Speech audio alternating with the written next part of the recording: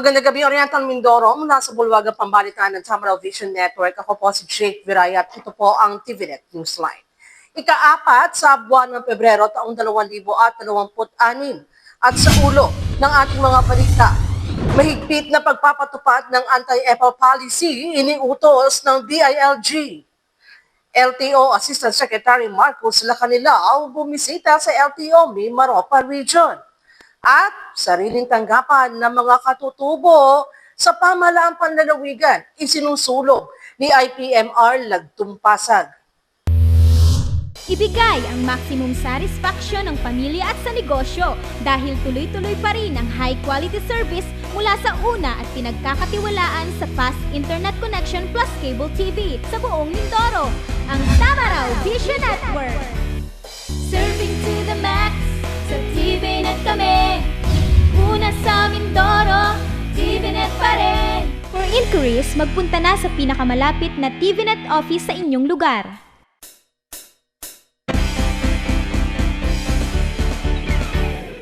At sa detalye ng ating mga balita, sa kabila ng sunod-sunod opisyal na gawain naglaan ng oras at panahon si Land Transportation Office Assistant Secretary Marcos Lacanilao upang personal na bumisita sa LTO Mimaropa Regional Office. Ika-28 ng Enero ang mga naging kaganapan sa ulat na ito. Sa kabila ng mga sunod-sunod na opisyal na gawain naglaan ng oras at panahon si Land Transportation Office Assistant Secretary Marcos Lacanilao upang personal na bumisita sa LTO Mimaropa Regional Office ika-28 ng Enero taong 2026. Sa kanyang magbisita, nakipagpulong si Assistant Secretary Lacanilao sa mga kawani ng LTO Mimaropa Region upang personal na kumustahin ang kanilang kalagayan at talakayan ng patuloy na pagpapabuti ng serbisyo publiko. Sa kanyang mensahe, binigyan din ni Assistant Secretary Lacanilao ang kahalagahan ng disiplina at malasakit sa trabaho. Kasama rin sa aktibidad ang pag-inspeksyon sa mga pasilidad ng LTO Mimaropa Regional Office kung saan personal niyang tiningnan ang kasalukuyang kondisyon ng mga tanggapan. Sa kanyang pag-ikot, nagbigay siya ng ilang rekomendasyon kaugnay sa kaayusan at mga posibleng hakbang para sa office renovation upang mas mapabuti ang working environment ng mga empleyado at ang serbisyong ibinibigay sa publiko. Ayon kay LTO Mimaropa Acting Regional Director Attorney Wendell Dinglasan, malaking inspirasyon ang pagbisita ng Assistant Secretary para sa buong rehiyon. Dagdag pa niya, patunay ang naturang pagbisita ng patuloy na suporta ng LTO Central Office sa mga regional offices, lalo na sa pagpapalakas ng moral ng mga kawani at sa pagsusulong ng mas maayos at epesyenteng operasyon. Ang pagbisitang ito ay malinaw na patunay na patuloy na suporta ng pamunuan ng LTO na regional offices sa mga kawanin nito. Para sa mga empleyado ng LTO Mimaropa Region, nagsilbi itong isang inspirasyon at paalala na ang mga pagsisikap ay kinikilala at pinahahalagahan ng kanilang central office. Sa ibang balita, isinagawa ng Philippine Information Agency Mimaropa ang kapihan sa Oriental Mindoro nakaraang ika-29 ng Enero, kung saan naging pangunahing panauhin ang Oriental Mindoro Police Provincial Office. Layunin ng aktibidad na palakasin ng ugnayan ng kapulisan at ng media sa lalawigan sa pamamagitan ng bukas na talakayan hinggil sa mga usaping pangkapayapaan at kaayusan. Isinagawa ng Philippine Information Agency o PIA ang kapihan sa Oriental Mindoro nakaraang ika-29 ng Enero, kung saan naging pangunahing panauhin ang Oriental Mindoro Police Provincial Office o PPO na layunin ng aktibidad na palakasin ng ugnayan ng kapulisan at ng media sa lalawigan sa pamamagitan ng bukas na talakayan hinggil sa mga usaping pangkapayapaan at kaayusan. Sa nasabing forum, tinalakay ng mga opisyal ng Philippine National Police ang kasulukuyang peace and order situation sa Oriental Mindoro, kabilang ang mga sinasagawang hakbang laban sa kriminalidad, iligal na droga at iba pang banta sa seguridad ng komunidad. Ibinahagi rin nila ang mga law enforcement initiatives na nakatuon sa mas mabilis na pagtugon sa mga insidente at mas epektibong investigasyon ng mga kaso. Binigyan diin sa talakayan ang kahalagahan ng community engagement, kung saan hinihikayat ang aktibong pakikilahok ng mga mamamayan, barangay at lokal na pamahalaan sa pagpapanatili ng kapayapaan. Ayon sa mga opisyal, malaking tulong ang tiwala at kooperasyon ng publiko upang maging matagumpay ang mga programa ng kapulisan. Nagsilbi ang kapihan bilang plataporma ng palitan ng impormasyon sa pagitan ng PNP at ng media, kung saan nagkaroon ng pagkakataon ng mga mamamahayag na magtanong at linawin ang mga issue at programa ng pulisya para sa tamang pagbibigay impormasyon sa publiko. Kabilang sa mga naging guest speakers sina Police Lieutenant Colonel Roden Folache, Deputy Provincial Director for Administration, Police Lieutenant Colonel Edwin Villarba, Chief of Provincial Investigation and Detection Unit, at Police Captain Anne Michelle Zelda, Assistant Chief of Police Community Affairs and Development Unit. Sama-sama nilang ipinaliwanag ang kanilang tungkulin at mga inisyatibang isinusulong ng PPO para sa mas ligtas at mas maayos na lalawigan ng Oriental Mindoro. Antabayanan ng iba pang mga balita sa aming pong pagbabalik. Bakit ka kasi kumabit? Alam mong di tama yan, di ba? Huwag ka nang gumamit ng pag-aari ng iba. Nakakaperwisyo ka sa mga legal na cable. Lumalabo ang signal nila. Mahiya ka naman, hoy. Illegal na cable mo, putulin na. Ano, gusto mo bang umabot pa sa kulungan? Umiwas ka na sa gulo tsaka skandalo. Huwag maging kabit. Magpakabit ng tama ngayon. Supported by PCT. Good news po para sa lahat ng subscribers ng Cable TV at Cable Internet. Naisabatas na po ang Anti-Cable Television and Cable Internet Tapping Act of 2013. At ayon dito, bawal makikabit ng Cable TV at Cable Internet. Ang parusa sa sino mang lumabag sa batas na ito ay pagkakakulong at pagbabayad ng malaking multa. Bayad ka na nga, kulong ka pa. Kim Atienza po, nagsasabing pagdating sa batas, hindi weather-weather lang. Huwag maging kabit. Supported by the PCTA.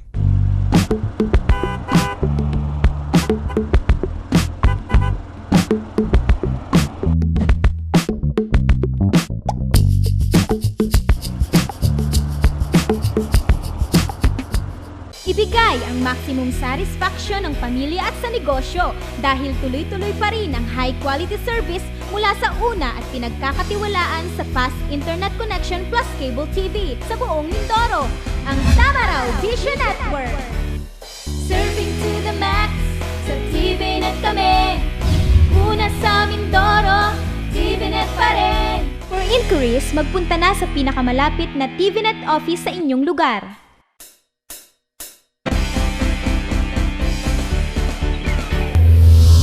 Sa pagpapatuloy ng ating mga balita, inutusan ng Department of the Interior and Local Government o DILG ang mahigpit na pagpapatupad ng anti-EPAL policy sa buong bansa na nag-aatas sa lahat ng local government units sa tanggapan ng DILG na agad tanggalin ang mga pangalan, larawan, at anumang anyo ng pagkakakilanlan ng mga pampublikong opisyal sa lahat ng proyektong programa, aktibidad at ari-ariang pinunduhan ng gobyerno.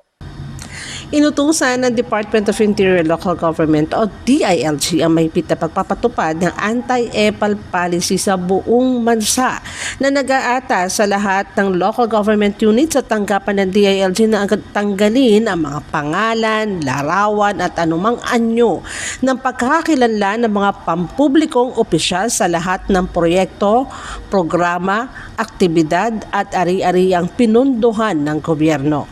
Sa ilalim ng DILG Memorandum Circular No. 2026-006, inaatasan ang lahat ng mga opisyal sa antas ng probinsya, lungsod, munisipalidad at barangay kabilang ang mga tanggapan ng DILG sa central, regional at field offices pati na rin ang mga attached agency sa tiyaking walang pangalan, litrato, logo, inisyal, color motif, slogan o anumang simbolong nagkakakilanlan sa ilang opisyal ang makikita sa mga project signage, marker, tarpaulin at iba pang katulad na materyales na pinunduhan ng pera ng bayan. Binigyan din ni Interior and Local Government Secretary John Vic Remulla na ang mga proyekto ng gobyerno ay binabayaran ng taong bayan at hindi dapat gamitin para sa personal na promosyon. Binanggit rin sa circular ang prinsipyo ng 1987 Constitution na ang panunungkulan sa gobyerno ay isang pampublikong tiwala, pati ang Code of Conduct and Ethical Standards for Public Officials and Employees at ang mga patakaran ng Commission on Audit o COA na nag-uuri sa ganitong uri ng personalisadong pagpapakita bilang hindi kinakailangang gastos. Pinagtitibay rin nito ang 2026 General Appropriations Act na hayagan nagbabawal sa paglalagay ng pangalan at larawan ng mga opisyal sa mga proyektong pinunduhan ng gobyerno. Inaatasan ang lahat ng kinauukulang opisyal at kawani na agad ipatanggal at itama ang mga materyales na hindi sumunod sa patakaran. Mananagot ang mga pinuno na tanggapan sa ganap at di agarang pagsunod, gayon din sa pagpaparating ng kautusan sa lahat ng unit na nasa ilalim ng kanilang pangangasiwa. Muling iginiit ng DILG ang panawagan ni Pangulong Ferdinand Marcos Jr. na pananatiling malaya ang mga proyekto ng gobyerno mula sa pamumulitika at personal na pagbibida at tinikayat ang publiko na i-report ang mga paglabag sa anti-EPAL policy. Ang pondo ng bayan ay para sa serbisyo publiko, hindi para sa pansariling publisidad. Samantala, sa paglipas sa panahon, ang mga katutubong mangyan, batay na rin sa mga nakalap na datos, ang itinuturing pa rin siyang pinakamahirap na sektor sa lalawigan. Ito ang pahayag ni Indigenous People Mandatory Representative o IPMR Board Member Lagtub Pasag na magkaroon ng sariling tanggapan ang sektor ng mga katutubong mangyan sa pamahalaang panlalawigan. Sa paglipas ng panahon, ang mga katutubong mangyan batay na rin sa mga nakalap na datos ang itinuturing na siyang pinakamahirap na sektor sa lalawigan. Ito ang pahayag ni Indigenous Peoples Mandatory Representative o IPMR Board Member Lagtub Pasag sa kanyang pagbisita sa mga pamayanan sa 7 tribo ng mga mangyan sa lalawigan. Nananatili ang mga pangunahing problema na idinadaing ng mga katutubo. Kabilang na niya dito ang kakulangan sa mga paaralan, infrastruktura tulad ng mga hanging bridge na siyang nagkokonekta sa mga ilog na kailangan tawirin ng mga katutubo. Ganun rin ang kakulangan sa evacuation center at ilan pang basic services. Kung ating pong makita ang ating mga pamayanan, ako po ay madalas pumunta. Sila po ay may mga kakulangan na dapat tugunan ng ating pamahalaan. Karagdagang school building para sa mga aral na mga yan ay kinakailangan. Water system o tubig inumin para yung mga mangyan ay maging malusog at maiwasan yung nagkaroon sila nakaranas ng mga pagkuhan sa kanilang mga kalusugan. At ganoon din po, sila po ay kulang sa mga hanging bridge na magkunikta sa magkabilang ilog, lalo pagkapanahon ng baha. Ang mga bata po ay nalagay sa alanganin.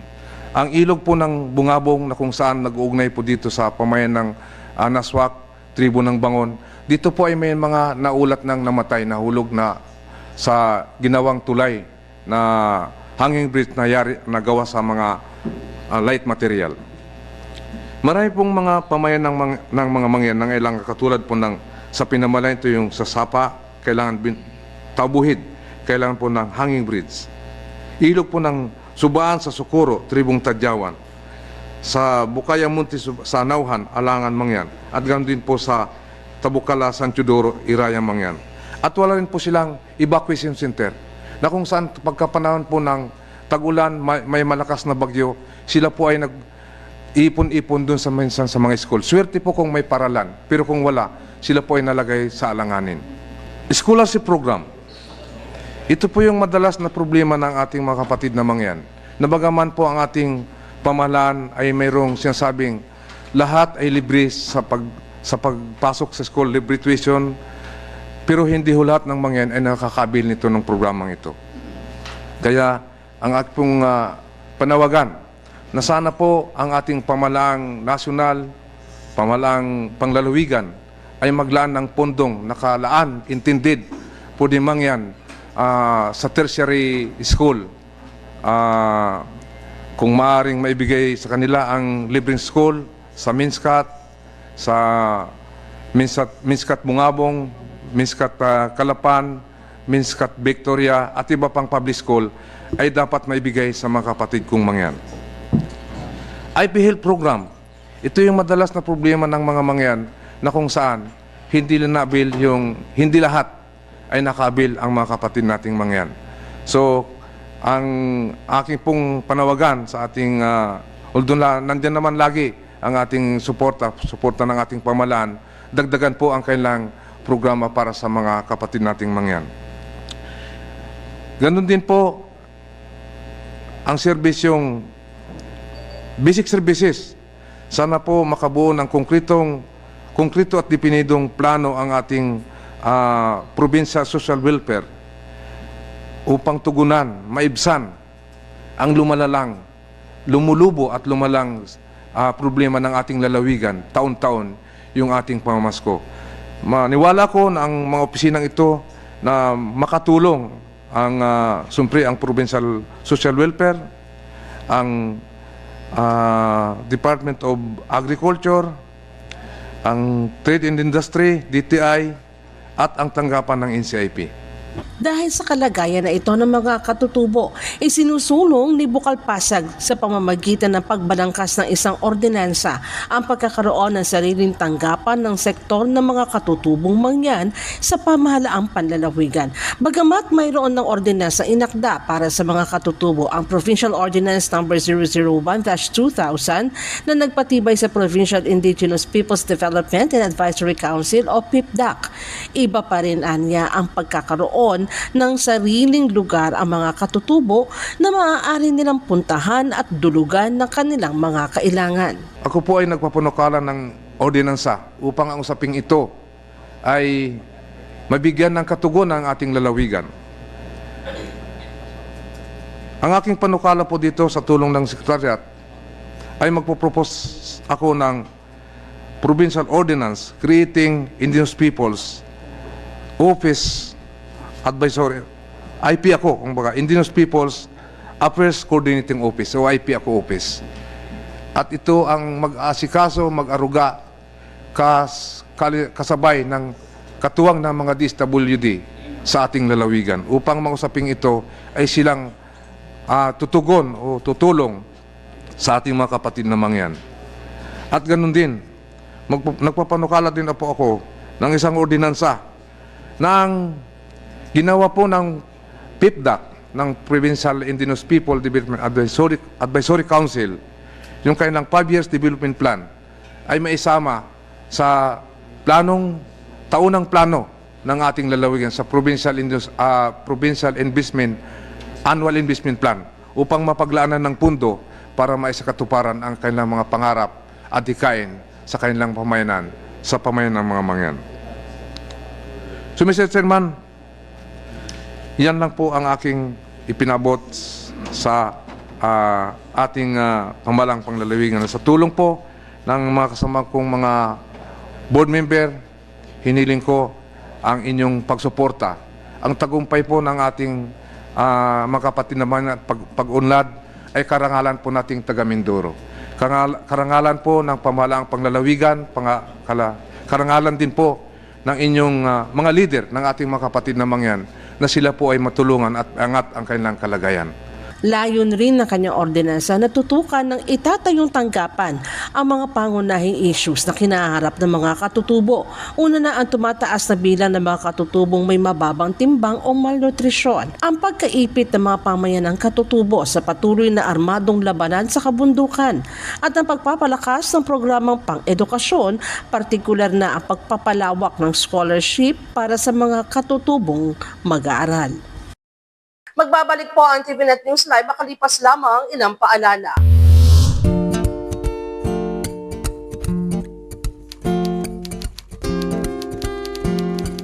Inday, pakiligpit nga itong mga kinalat ng mga bata.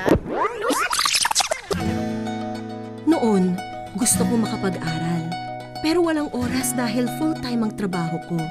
Pero ngayon, dahil sa online classes ng Solar Learning at DepEd Alternative Learning System, natupad na ang pangarap kong makapag-aral. Good day, ka-learners! Welcome to another episode. Hindi ko na kailangan pumasok sa eskwelahan. Nakakapag-aral ako sa oras na gusto ko. anytime. Nagkaroon ako ng second chance sa pag-aaral at dahil recognized ito ng DepEd, sigurado ako sa diploma. This lesson, You should be able to. you learned about the persons. Sa wakas, matatapos ko na ang high school ko. Ay, salamat din nga pala kay ate. In-sponsor niya ako na ma-enroll sa Solar Learning.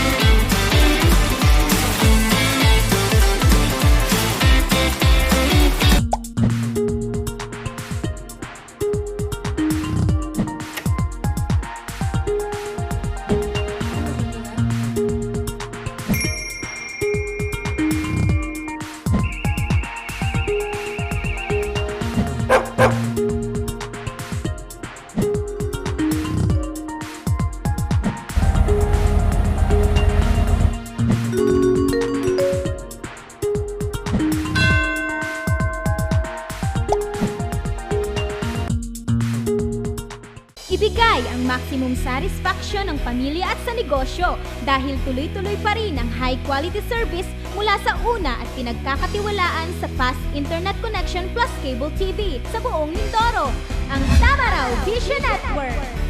Serving to the max, sa TVNet kami. Una sa Mindoro, TVNet pa rin. For inquiries, magpunta na sa pinakamalapit na TVNet office sa inyong lugar. Maglalabas ang demand letter ang Department of Public Works and Highways o DPWH laban sa New Big 4J Construction Incorporated upang atasan ang agarang pagkukumpuni ng gumuho na River Dike Project sa kahabaan ng mag-asawang river sa bayan ng Nauhan. Ayon sa ahensya, ang hakbang na ito ay hindi makakaapekto sa posibleng pagsampa ng mga kukulang kaso laban sa nasabing kumpanya kaugnay ng umano'y substandard na proyekto. Maglalabas sa demand letter ang Department of Public Works and Highways o DPWH laban sa New Big 4J Construction Incorporated upang atasan ang agarang pagkukumpuni ng gumuho na River Dike Project sa kabaan ng mag-asawang Tubig River sa bayan ng Nauhan, Oriental Mindoro. Ayon sa ahensya, ang hakbang na ito ay hindi makakaapekto sa posibleng pagsasampa ng mga kukulang kaso laban sa nasabing kumpanya kaugnay ng umano'y substandard na proyekto. Kasabay nito, muna iginiit ni Pangulo Ferdinand Marcos Jr. ang kanyang direktiba na hindi dapat pahintulutan ang mga depektibo at substandard na proyektong pang-infrastruktura sa alinmang bahagi ng bansa. Binigyan diin rin dito na ang bawat pisong magmumula sa buwis ng mamamayan ay dapat anilang maramdaman sa pamamagitan ng maayos, matibay at kapaki-pakinabang ng mga programa at proyekto ng pamahalaan. Upang matukoy ang ugat at tugunan ng problema, bumuo ang DPWH ng isang team ng mga eksperto na magsasagawa ng masusing pagsusuri at technical assessment sa nasabing River Dike. Layunin nitong magpatupad ng pangmatagalang solusyon upang maiwasan ang muling pagguho ng istruktura at mapigilan ang malawakang pagbaha na patuloy na nagbabanta sa mga karatig bayan ng Nauhan at Victoria, lalo na sa tuwing panahon ng tag-ulan. Tiniyak naman ng DPWH sa publiko na pinabibilis na rehabilitasyon ng River Dike at gagawin ang lahat ng kinakailangang hakbang upang mapanagot ang mga individual o grupong sangkot sa mga irregularidad. Ayon sa ahensya, prioridad ang kaligtasan ng mga residente at ang pangangalaga sa pondo ng bayan laban sa mga proyektong hindi sumusunod sa itinakdang pamantayan. Nakita natin yung sheet pile na binaon, 3 meters din nga at hindi 12 meters. So yan din ang basehan ng kaso nating final laban kay former Congressman Zaldico at ng SunWest. At ngayon, nakakulong na yung mga taga-DPWH at yung iba pang mga individual na sangkot dyan. No? At may arrest warrant na rin si former Congressman Zaldico. So, lalong pinatibay lang nitong discovery ni Governor Dulor yung matagal na natin nakita dyan. At itong bagong kontratista, itong New Big 4J, kakasuhan na rin natin to. Dahil substandard yung ginawa nila, hindi lang dahil kulang yung sheet pile, pero dahil ngayon, konting ulan lang, ay gumiba na naman. So, lahat yan ay mananagot. Babalik po ako sa Mindoro sa susunod na mga linggo. Dadalhin natin yung ating mga experts dyan para maayos din natin yung mga problemang iniwan nitong mga taong ito. Ika-2 ng Pebrero, pinangunahan ni Secretary Francisco Chu Laurel Jr. ng Department of Agriculture ang paglulunsad ng 2 malalaking proyekto sa Oriental Mindoro na layong pataasin ang kita ng mga magsasaka, bawasan ng post-harvest losses at palakasin ang food security sa isa sa mga pangunahing food-producing province ng bansa. Narito po ang report. Ika-2 ng Pebrero, pinangunahan ni Secretary Francisco Chu Laurel Jr. ng Department of Agriculture ang paglulunsad ng 2 malalaking proyekto sa Oriental Mindoro na layong pataasin ang kita ng mga magsasaka, bawasan ang post-harvest losses at palakasin ang food security sa isa sa mga pangunahing food-producing province ng bansa. Pangunahing inilunsad dito ang Oriental Mindoro Trading and Consolidation Facility, isang 33.5 million pesos na pasilidad na pinunduhan sa ilalim ng Philippine Rural Development Project. Ito ay magsisilbing center hub para sa consolidation, trading at distribution ng produktong agrikultural upang tugunan ang matagal na suliranin sa agrikultura. May lawak na 966.75 na metro kwadrado ang OMTCF at may 18 trading stalls. May mga storage area, washing, sorting, weighing at packaging zones, pati loading bay sa dinisenyo upang maging epesyente ang daloy ng produkto at mabawasan ang pagkasira ng ani. Makikinabang dito ang mga kooperatiba at maging ang mga individual na magsasaka. Sa pamamagitan ng hauling, primary processing at market linkage services, kabilang ang koneksyon sa institutional buyers at online platforms. Kasabay nito, inilunsad din ang Provincial Demo Farm, isang cluster ng pasilidad para sa value-adding activities. Kabilang na dito ang Agri-Processing Center na may modernong dehydrators, vacuum fryers at baking systems, ang Food Trip Mobile Processing Truck na kayang gawing shelf-stable products ang sobrang ani tuwing peak seasons, at isang solar-powered greenhouse na may hydroponics para sa buong taong produksyon ng high-value crops. Samantala, pinalawak din ng DA ang benteng bigas meron na rice project sa Oriental Mindoro sa pamamagitan ng kadiwa ng Pangulo. Isang inisyatiba para sa food security na naglalayong magbigay ng abot-kayang bigas sa mga mahihinang sektor habang sinusuportahan ang lokal na produksyon na tinatayang aabot sa 70,000 kabahayan sa buong lalawigan ang makikinabang sa naturang programa. Nagpaabot naman ng pagsuporta ang pamahalaang panlalawigan sa pamamagitan ni Governor Bons Tulor, Vice Governor Atty. C.A. Jojo Perez at ilang pang opisyal at tiniyak ang patuloy na pagtulong sa mga ahensya ng gobyerno. Maaari nyo rin kaming mapanood sa YouTube. I-type lamang ang TVNet Newsline. Bisitahin at i-like rin namin Facebook page, Newsline Channel 10. At yan po ang kabuuan ng mga balita na kalap ng Newsline Staff and Crew para sa araw na ito. Para po sa inyong comments, suggestion, mga balita at impormasyon na nais nyong iparating sa aming programa, tumawag po lamang sa TVNet Hotline sa numero bilang 043-288-4240. Ito po ang TVNet Newsline, katotohanan na serbisyo, hatid sa mga Mindoreño. Ako po muli si Jake Viray na nag-iiwan sa inyo na isang maganda at mapayapang gabi. Marami pong salamat sa inyong walang sawang pagsubaybay.